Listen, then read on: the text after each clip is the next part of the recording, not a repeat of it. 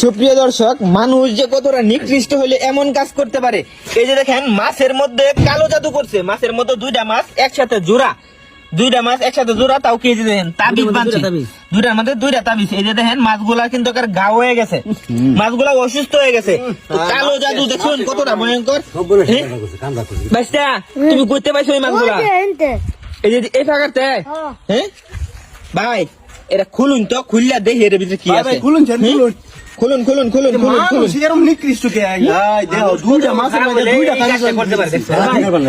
কেঞ্চি লয় না, কেঞ্চি ভাই দেখি রে ভাই, মাছগুলো গা হয়ে গেছে কিন্তু দেখছেন,